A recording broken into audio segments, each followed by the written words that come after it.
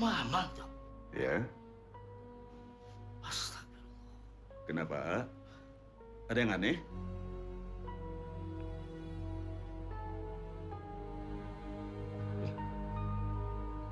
Kok nak cium tangan Mamang kamu?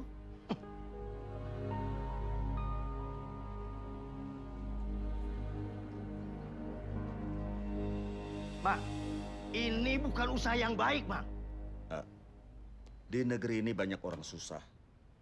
Tidak punya masa depan, tidak punya harapan. Mamangmu ini yang mencarikan mereka pekerjaan. Mamang juga yang mengirim mereka ke luar negeri. Dan setelah mereka bekerja di luar negeri, mereka akan mengirim sebagian pendapatan mereka ke Indonesia.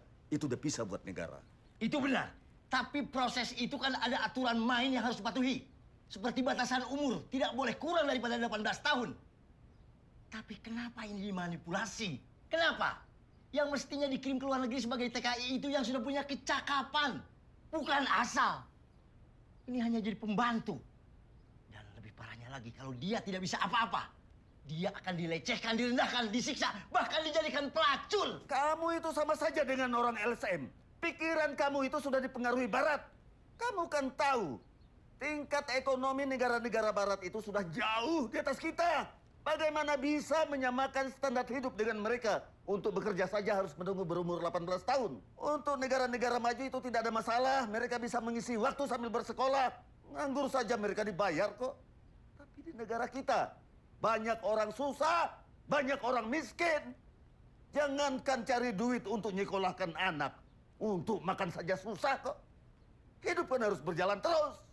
Kalau begitu Anda memanfaatkan kelemahan dari sebuah kejadian yang buruk hanya untuk mendapatkan keuntungan.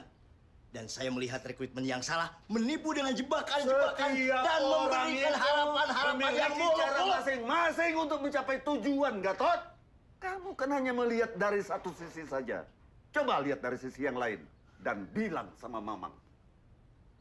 Kebijakan yang mana yang berpihak pada rakyat kecil? Coba lihat di luar sana.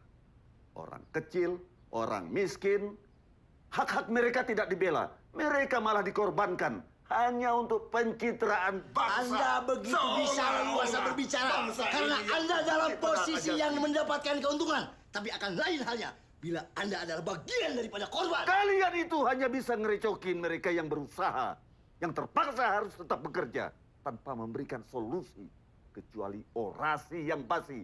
Orasi kalian itu tidak akan pernah bisa menggantikan nasi yang mereka butuhkan.